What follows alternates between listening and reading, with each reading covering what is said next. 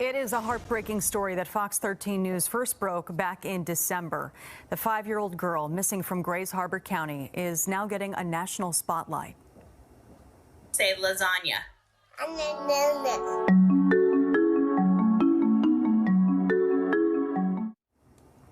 The National Center for Missing and Exploited Children getting involved and making this video of Oakley, Carlson. The sheriff's office saying they hope this exposure will lead to more tips and leads. Detectives so far have been disappointed with the lack of information that's been coming in.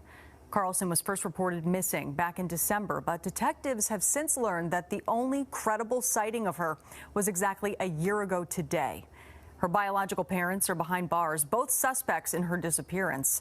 Although they are being held right now in jail on unrelated charges, the sheriff's office is asking anyone to please come forward with information if you know something. What's going on, everybody? I'm back with a little update about Oakley Carlson, the 5-year-old who went missing back in December. Now, Oakley was being well taken care of by foster parents, and those foster parents loved her just like she was their own. Why did they give her back to the biological parents? I have no idea, but CPS really failed them. As you can see, both of her parents have been arrested, and they've been booked on abandonment charges and child endangerment. Now, if you've seen that previous picture, you can tell something's wrong, which brings me to my update. So recently, they added more charges to her parents.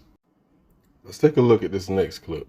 Thanks for joining us for the news at 10. I'm Jamie Tompkins. And I'm David Rose. Fox 13 first broke this story back in December when the world learned that little girl had vanished. Her parents, Andrew Carlson and Jordan Bowers, are behind bars tonight, accused of withholding medication from one of Oakley's siblings. But tonight, we're learning there is now new evidence that could lead to more charges against the couple. This evidence regarding the same sister. Now, this is vital because while it may not regard Oakley's whereabouts, it could keep the parents behind bars as detectives continue their investigation.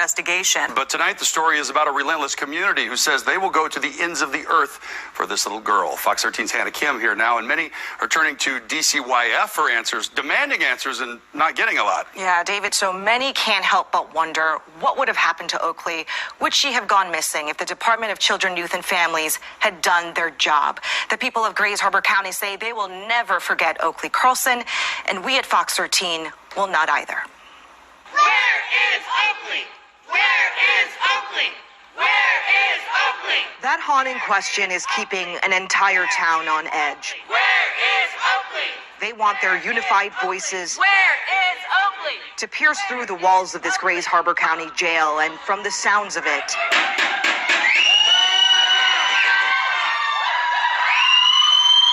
people inside this jail Where's your baby at? can hear them. I don't want Jordan and Andrew to think that we have, for 1 second, forgotten about Oakley. Where is Oakley? Oakley's foster parents, Jamie, Joe, and Eric Hiles, are directly yelling at Oakley's biological parents, who remain behind bars. Come clean, Jordan! Tell us where she is! Everyone here believes the couple knows what happened to their daughter, but are not confessing. The truth always comes out sooner or later. You know, there's only so much pressure that they're going to be able to take. Make her talk! Make her talk! The rage is not only directed at Jordan Bowers and Andrew Carlson, We want answers! but also the Department of Children, Youth, and Families. The failure of them to hear our concerns. December 6, 2021 is when the world found out Oakley had disappeared. But her foster parents have been sounding the alarm for more than 2 years before Oakley went missing. I just think it's a shame that the system is so broken. Jamie Joe writing to DCYF in October of 2019 that Oakley saw Jordan hit Andrew during a weekend visit. The very next month, DCYF and the courts still returned Oakley to her biological parents for good. I called CPS in January of 2021, and what happened with that? Where did that go? That January 2021 call was made after Jamie Joe saw a picture of Oakley, who looked sick and gaunt. Then, in November 2021, she raised the red flag again after hearing about a fire at Oakley's house. DCYF is not doing the right thing. They're not doing their jobs. This is Hannah Kim with Fox 13 News hearing. We have repeatedly tried to get answers and some responses regarding the Oakley Carlson case. Did social workers follow up? Did they check on little Oakley each time Jamie Jo raised those concerns? DCYF says, due to privacy laws, they cannot comment on case-specific details.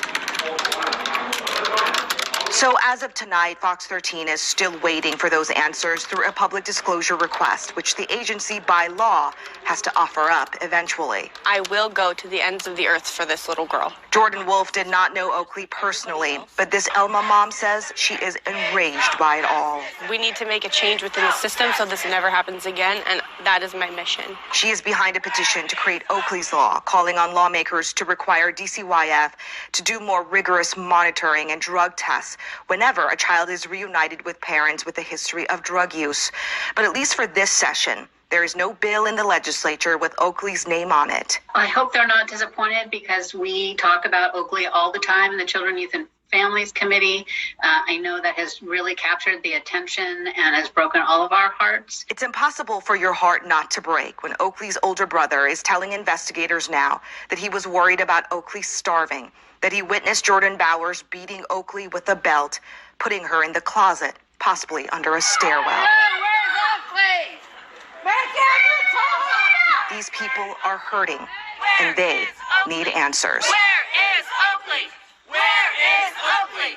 Where is Oakley? So what's also shocking about this case is that investigators have determined that the last credible sighting of Oakley was all the way back on February 10th of 2021, which means next week would be an entire year since no one has seen Oakley. All right, so let's go back. Remember, they never reported Oakley missing. When law enforcement confronted them on her whereabouts, they couldn't provide no type of explanation. Now, the fact that she's been missing for so long, law enforcement feel like there's no way she can survive this long without adult supervision. You feel what I'm saying? Okay, so let's look at it this way. If their kid was kidnapped, wouldn't they have called law enforcement? Of course they would have. So they wouldn't be held responsible of her being missing, right? But I know what you're thinking. They wouldn't call law enforcement, or they wouldn't want to call law enforcement if they were the cause of her death. That wouldn't be a good idea because she has been in the system. They just got this kid back. And if CPS is doing their job, they know that they're going to come check on Oakley. But who knows? The way CPS is being ran these days, you never know. So you might be wondering what I'm getting at. Okay, so if she hasn't been kidnapped, if they didn't kill her, where is she? Think about it. You remember that they stated that they are known to use drugs. Meth, that is. Those were the extra charges that just got tacked on to the abandonment charges and the child endangerment charges. So, what do you know about meth heads? They'll do anything for money, possibly selling their own kid. So what I'm trying to say is, I feel like Oakley still could be alive. She just in the care of somebody else. So at the end of the day, I hope those people never give up and keep fighting. And I hope they keep asking that same question. Where is Oakley?